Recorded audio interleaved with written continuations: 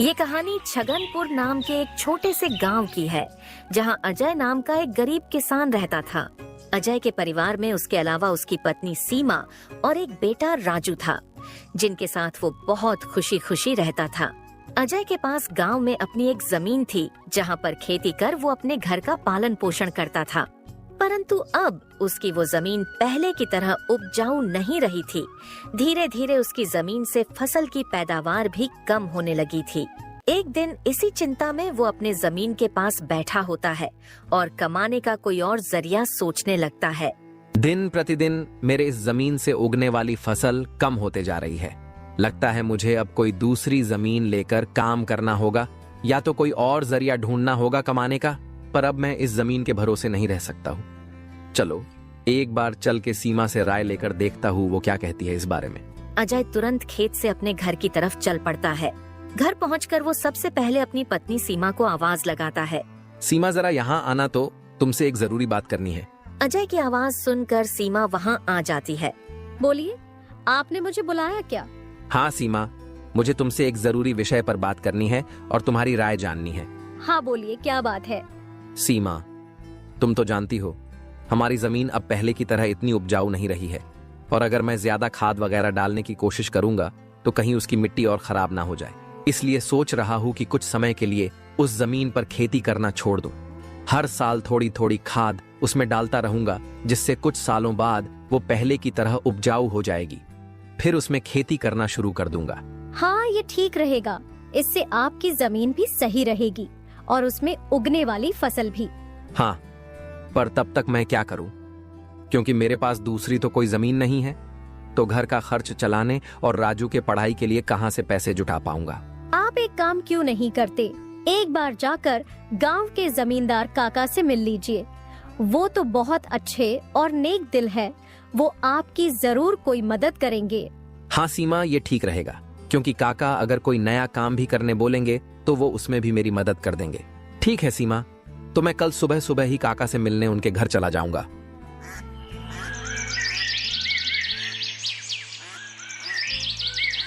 अगली सुबह अजय जमींदार से मिलने उसके घर के लिए चल पड़ता है। जमींदार के घर के बाहर पहुंचकर वो जमींदार को आवाज लगाता काका, है। क्या आप घर पर हो? अजय की आवाज सुनकर जमींदार बाहर आता है। अरे आओ अजय बेटा, बोलो क्या हुआ, कुछ काम था क्या? हाँ काका, आपकी एक मदद चाहिए थी। हाँ बोलो ना बेटा, मैं किस प्रकार तुम्हारी मदद कर सकता हूँ? अजय फटाफट से जमींदार को अपने खेत की हालत बता देता है। तो इसमें परेशान क्या होना बेटा? काका, मेरे पास एक ही जमीन है जिस पर खेती कर मैं अपने घर का खर्च चलाता हूँ, और मैंने आज तक खेती के अलावा कोई दूसरा काम भी कभी किया नहीं। तो अब यही नहीं समझ रहा है मैं क्या करूँ। बेटा, खेती के अलावा दूसरा काम क्यों करना? तुम एक काम करो, मेरे पास गांव के बाहर एक जमीन है, तुम उस पर खेती करो। काका, पर इससे तो आपका नुकसान हो जाएगा। नहीं बेटा, कोई नुकसान नहीं होगा। इसी बहाने तुम मेरी जमीन की देख रेख भी करोगे, क्योंकि अब तो मेरी उम्र भी हो गई है और मेरा बेटा भी। काम करने चला जाऊंगा। अजय जमींदार को धन्यवाद कहकर वहाँ से अपने घर के लिए निकल जाता है। अजय अपने घर पहुंचकर सीमा को सारी बात बता देता है। ये तो बहुत अच्छा है, यानी आपकी सारी चिंता ही खत्म हो गई। हाँ सीमा, अब मैं काका के खेत पर बहुत मेहनत करूंगा और कोशिश करूंगा कि एक दो और खेत खरीद लूं, क्योंकि भविष्य में ऐसी समस्या आए तो उसके लिए हम तैयार रहे।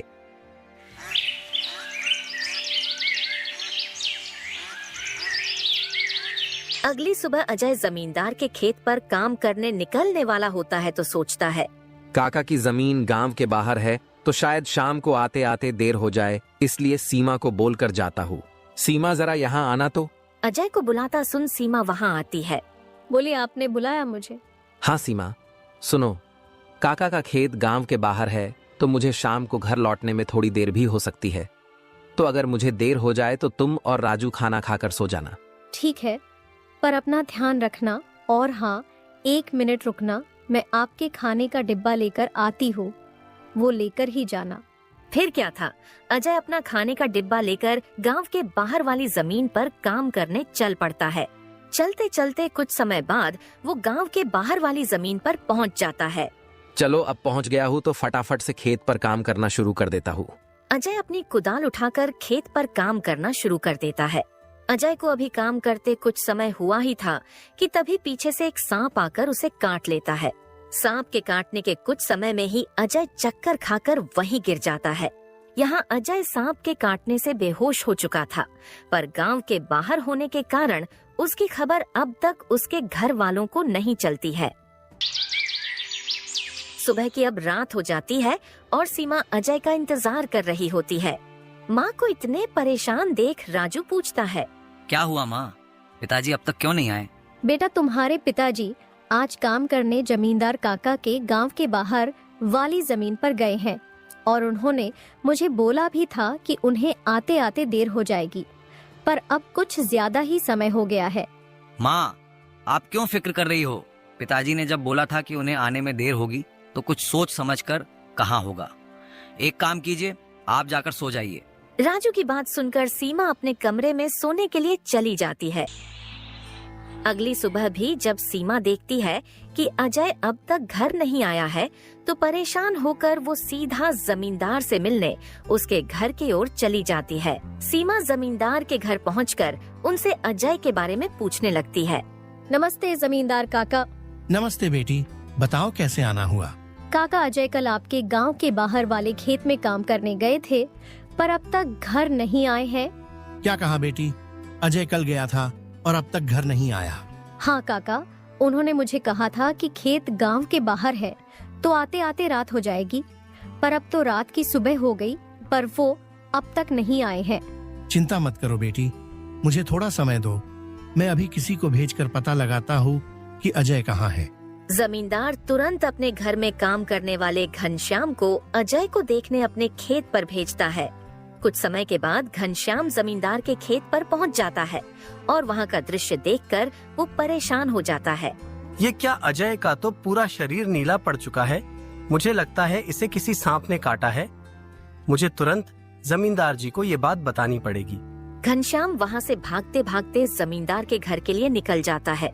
घनश्याम जैसे ही जमींदार के घर पहुंचता है, उसके कुछ कहने से पहले ही जमींदार उससे पूछने लगता है। क्या हुआ घनश्याम बेटा, तुम इतना दौड़ते हुए क्यों आए और क्या तुम्हें अजय मिला? घनश्याम जमींदार को सारी बात बता देता है जो उसने खेत में देखी थी। घनश्याम जब जमींदार को सारी बात बता रहा होता है, तभी वहाँ पास में खड़ी सीमा भी सारी बात सुन लेती है और रोने लगती है। घनश्याम, तुम सबसे पहले वैद्य जी को लेकर वहाँ पहुँचो। मैं सीमा बेटी को लेकर वहाँ आता हूँ। घनश्याम को वैद्य जी के पास भेजने के बाद जमींदार सीमा को समझाने लगता है। सीमा बेटी, पहले तो तुम रोना बंद करो और जल्दी से मेरे साथ चलो, क्योंकि तुम्हारे रोने से अजय ठीक नहीं होगा। फिर क्या था, जमींदार सीमा को लेकर अजय को देखने उसके खेत के तरफ निकल जाता है और घनश्याम वैद्य जी को लेने दूसरी तरफ निकल जाता है। जमींदार और सीमा जब वहां पहुंचे तो उन्होंने देखा अजय बेहोश हालात में खेत में गिरा था और उसका पूरा शरीर नीला पड़ चुका था। सीमा अजय के पास बैठकर रोने लगती है। तभी वहां वैद्य जी आ जाते हैं। वैद्य जी के आते ही सीमा वहां से हट जाती है और वैद्य जी अजय की हालत का जायजा लेने लगते हैं। क्या हुआ वैद्य जी, अब कैसी है अजय की हालत? देखिए जमींदार जी, मैं आपको झूठ बोलकर अंधेरे में नहीं रखना चाहता हूँ, पर अजय की हालत बहुत खराब है। वैसे तो मैंने उसे जहर को काटने वाली औषधि दे दी है, परंतु जहर अजय के अंदर कुछ ज्यादा समय तक रह गया है, जिस कारण वो प्रगाढ़ बेहोशी के हालत में चला गया है। प्रगाढ़ बेहोशी, ये क्या होता है वैद्य जी? प्रगाढ़ बेहोशी के हालत में व्यक्ति जीवित तो होता है, परंतु उसके बदन के हिस्से में हलचल नहीं होती है, और ये अब कब होश में आएगा ये भी नहीं कह सकते हैं। वैद्य जी, तो अब हम क्या करें? देखिए जमींदार जी, अभी के लिए मैं कुछ दवाइयां दे रहा हूँ, उसे समय समय पर पानी में मिलाकर देना, बाकी तो सब ऊपर वाले के भरोसे हैं। वैद्य अजय की हालत का जायजा लेकर और दवा देकर वहां से चले गए। फिर कुछ गांव वाले अजय को लाकर उसको उसके घर के बिस्तर पर लिटा देते हैं। देखो सीमा बेटी, तुम बिल्कुल चिंता मत करना। तुम अजय की अच्छे से देखभाल करो, देखना वो बहुत जल्द ठीक हो जाएगा। और तुम्हें अगर किसी भी चीज की कोई भी जरूरत हो तो मुझे जरूर बता देना, और हर महीने मैं तुम्हारे लिए और राजू के लिए कुछ पैसे भेजता रहूंगा, पर तुम हिम्मत मत हारना। आपका बहुत बहुत धन्यवाद काका। आप हम लोगों की बहुत मदद कर रहे हो। जमींदार फिर वहाँ से सीमा को दिलासा देकर चले जाते हैं। जमींदार के जाने के बाद वहाँ राजू आ जाता है और अपने पिता की हालत देखकर सीमा से उसका कारण पूछने लगता है। माँ, ये पिताजी को क्या हुआ है? बेटा, तुम्हारे पिताजी को कल खेत में सांप ने काट लिया है, जिस कारण वो बेहोश हो गए हैं। माँ, तो पिताजी होश में कब आएंगे? बेटा, वैद्य जी ने कुछ दवाइयाँ दी है और उन्हें समय समय पर पिलाने कहा है। उन्होंने बोला कि उन दवाइयों से वो बहुत जल्द ठीक हो जाएंगे।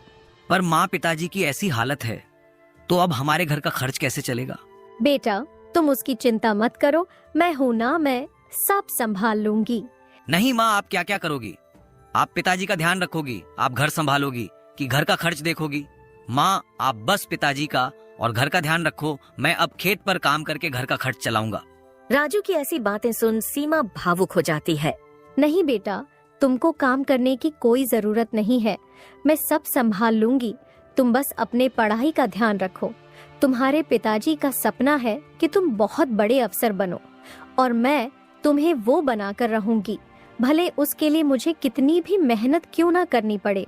फिर सीमा राजू को वहाँ से पढ़ने भेज देती है। मुझे अब कुछ करना ही होगा, क्योंकि मैं अब अजय का ठीक होने का इंतजार तो नहीं कर सकती हूँ। मुझे अब खुद जाकर खेती करनी होगी और हो सके तो कोई और काम भी देखना होगा। अगली सुबह सीमा सीधे जमींदार से मिलने पहुँच जाती है। नमस्ते जमींदार काका। नमस्ते बेटी, बताओ कैसे आना हुआ और अजय की तबीयत अब कैसी है? काका, अजय की तबीयत फिलहाल तो वैसी ही है और मुझे आपकी एक मदद चाहिए थी, इसीलिए मैं आपसे मिलने चली आई। हाँ, बोलो ना बेटी, मैं तुम्हारी किस प्रकार मदद कर सकता हूँ? काका, मैं चाहती हूँ कि जो जमीन आपने अजय को दी थी काम करने के लिए, आप मुझे उस पर काम करने की इजाजत दे दी, ताकि मैं उस पर काम करके अपने घर का खर्च और राजू की पढ़ाई करा सकूं। बेटी, पर तुम्हें वहाँ काम करने की कोई जरूरत नहीं है। मैं हूँ ना, मैं तुम्हारे घर के लिए जो भी खर्च लगेगा हर महीने भेज दिया करूँगा। नहीं काका, आपने अब तक हमारी बहुत मदद की है। अब आप बस मुझे आपके खेत में काम करने की इजाजत दे दीजिए। मैं अब खुद काम करके अपना घर चलाऊंगी और अपने बेटे को बड़ा अफसर बनाऊंगी। जमींदार सीमा को बहुत समझाने की कोशिश करता है, पर सीमा जमींदार की बात मानने तैयार नहीं थी। आखिर में सीमा की बातें सुनने के बाद जमींदार सोचने लगता है। मुझे लगता है सीमा मेरी बात नहीं मानेगी, पर अगर वो काम करने इतने दूर जाएगी तो वो अजय का ध्यान नहीं रख पाएगी। एक काम करता हूँ, मैं सीमा को मेरी गांव के अंदर वाली जमीन पर काम करने के लिए कह देता हूँ, ताकि वो खेतों पर काम भी कर सके और अपने घर का ध्यान भी रख सके। ठीक है सीमा बेटी, मैं तुम्हें अपने खेत पर काम करने की इजाजत तो दे सकता हूँ, पर तुम्हें मेरी एक बात माननी होगी। हाँ काका, बोलिए ना। बेटी, तुम्हें मेरे गांव के बाहर वाले खेत पर काम करने की कोई जरूरत नहीं है। मेरे पास तुम्हारे घर के नजदीक भी एक खेत है, तुम वहां काम कर सकती हो, ताकि तुम अपने घर का और अजय का दोनों को ख्याल रख पाओगी। काका, ये तो और भी अच्छा रहेगा, इससे तो मेरी बहुत मदद हो जाएगी। बेटी, पर एक छोटी सी समस्या है, वो खेत बाहर वाले खेत से थोड़ा छोटा है। हाँ तो कोई बात नहीं है काका, वो खेत मेरे घर से नजदीक है, वही बहुत बड़ी बात है। मैं खेत में काम करने के साथ साथ दूसरे के घर का काम भी करना शुरू कर दूंगी, ताकि उन पैसों से मैं राजू की पढ़ाई का खर्च निकाल सकूं। बेटी, पर तुम्हें इतना काम करने की क्या जरूरत है? काका, मुझे काम करना ही होगा। अजय का सपना था कि राजू पढ़ लिख कर बड़ा आदमी बने। अगर मैं मेहनत नहीं करूंगी तो उसका सपना अधूरा रह जाएगा। राजू की पढ़ाई के लिए और घर चलाने के लिए मुझे हर हाल में ये जिम्मेदारी उठानी पड़ेगी। जमींदार सीमा के संकल्प और साहस से भावुक हो जाते हैं। ठीक है बेटी, तुम्हारी मेहनत देखकर मुझे पूरा भरोसा है कि तुम जरूर सफल होगी। मैं तुम्हारी हर संभव मदद करूंगा। तुम कड़ी मेहनत करो, भगवान भी तुम्हारे साथ हैं। सीमा ने जमींदार के गांव के अंदर वाले खेत पर काम करना शुरू कर दिया। वह सुबह खेत पर काम करती और दोपहर के बाद गांव के घरों में सफाई और खाना बनाने जैसे छोटे मोटे काम करने जाती। धीरे धीरे सीमा की मेहनत रंग लाने लगी। खेत में अच्छी फसल हुई, जिससे उसका घर चलने लगा और जो पैसे वह दूसरों के घरों में काम करके कमाती थी, वह राजू की पढ़ाई में खर्च करने लगी। बेटा, मैं चाहती हूँ कि तुम मन लगाकर पढ़ाई करो। तुम्हारे पिताजी का सपना है कि तुम अफसर बनो। मैं तुम्हारे लिए हर मुश्किल को पार कर लूंगी। माँ, मैं कड़ी मेहनत करूंगा। एक दिन मैं पिताजी का सपना पूरा करके दिखाऊंगा। सीमा की मेहनत और त्याग से गांव के लोग भी प्रेरणा लेने लगे। उन्होंने देखा कि कैसे एक माँ अपने परिवार के लिए हर कठिनाई का सामना कर रही है। इसी बीच अजय की हालत धीरे धीरे सुधरने लगी। वैद्य जी की दवाओं और सीमा की देखभाल ने जहर का असर कम कर दिया। एक दिन अचानक अजय को होश आ गया। अजय को होश में आते देख सीमा बहुत खुश हो गई। अजय, तुम्हें होश आ गया। भगवान ने मेरी मेहनत और दुआएं सुन ली। सीमा, मैंने तुम्हें और राजू को बहुत परेशान किया। नहीं अजय, तुम हमारी ताकत हो। जब तक तुम ठीक हो रहे थे, मैंने हर जिम्मेदारी संभाली और देखो, अब सब कुछ ठीक हो रहा है। अजय धीरे धीरे पूरी तरह ठीक हो गया। उसने सीमा की मेहनत और त्याग देखकर प्रण लिया कि अब वह उसके साथ कंधे से कंधा मिलाकर परिवार को आगे बढ़ाएगा। राजू की पढ़ाई भी सफलतापूर्वक चलती रही और कुछ सालों बाद वह एक बड़ा अफसर बन गया।